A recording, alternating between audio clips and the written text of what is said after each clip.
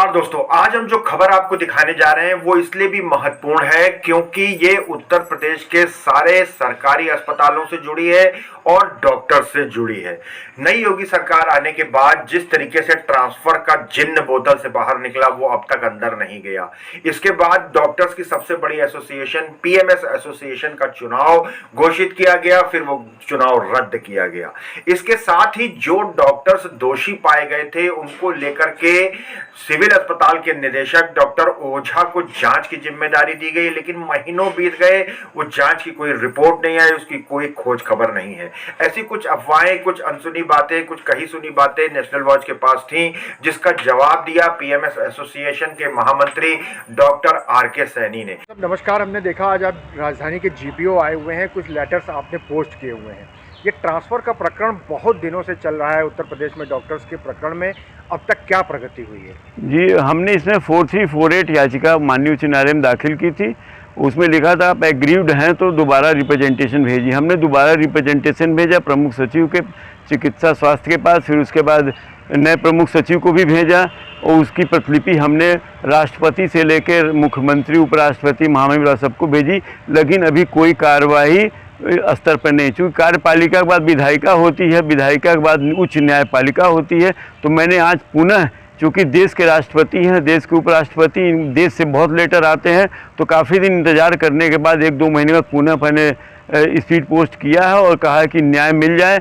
जो लोग दोषी हैं जैसे अमित मोहन प्रसाद जी, निदेशक प्रशासन गणपति राजा जी और अन्य सचिव लोग जो दोषी हैं, इसमें उनको दंड दिया जाए।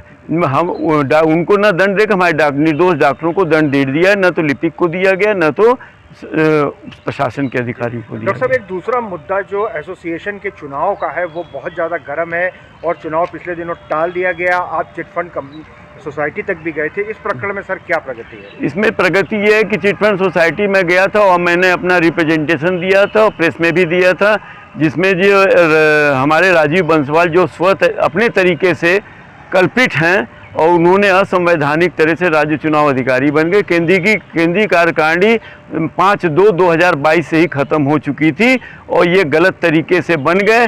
और जब इनसे चिटफंड सोसाइटी ने पिछले 10 तारीख को 20/10 को एक लेटर लिखा कि आप 1 सप्ताह में अपना स्पष्टीकरण दें, इन्होंने स्पष्टीकरण नहीं दिया और 4 नवंबर 2022 को इन्होंने चुनाव प्रक्रिया निरस्त कर दी, और जो कि पूर्णतः निरस्त भी की तो असंवैधानिक की, और चुनाव अधिकारी बने तो असंवैधानिक तरीके से बने। मैंने आज चिटफंड सोसाइटी को एक लेटर लिख के दिया है कि इनमें कॉन्स्पिरेसी है, और हमने एक लीगल राय भी ली कि इन लोगों ने षड्यंत्र तरीके से केंद्रीय कार्यकारिणी जब समाप्त हो चुकी थी, कालातीत हो चुकी थी, तो इन लोगों ने कैसे चुनाव अधिकारी बनाए। इनके लीगल राय में ये आया कि 419(20) पर और 467, 120(b) तथा गबन के आरोप का मुकदमा। ये भी कल हमको शाम को चला, किसी ने 10 करोड़ रुपया फंड का है जो ये लोग 5 साल से मिसयूज़ कर रहे हैं, जो गबन का एक मुकदमा बना। इस संबंध में मैंने प्रमुख सचिव वित्त को भी लेटर लिखा है कि इसकी स्पष्ट तरीके से जांच कराई जाए,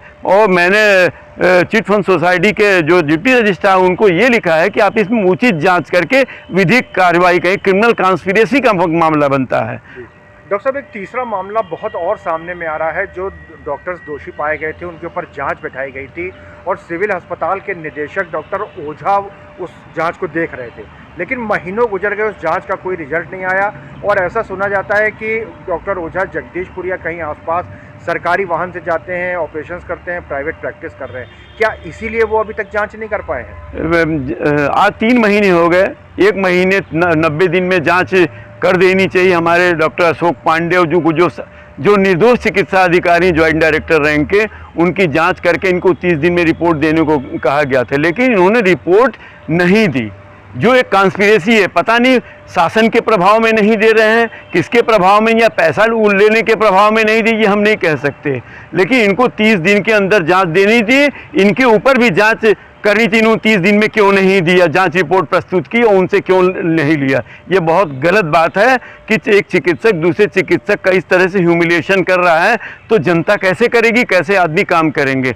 जहाँ तक जगदीशपुर का मामला है, अगर ऐसा सुनने में आपको आया है तो इसकी जांच कराने उच्च अधिकारी सरकारी गाड़ी से जाते हैं तो टोल प्लाजा होगा, टोल प्लाजा पर नंबर आ जाएगा जगदीशपुर में कहाँ रहते हैं, क्या करते हैं, और हर सैटरडे को अगर जाते हैं तो अगर आपको सूचना, आप लोग मीडिया वाले हैं तो आपको अगर सूचना हो तो गलत सूचना नहीं होगी, लेकिन इसकी भी जांच होने के बाद ही हम कुछ यथास्थिति में निर्णय ले सकते हैं।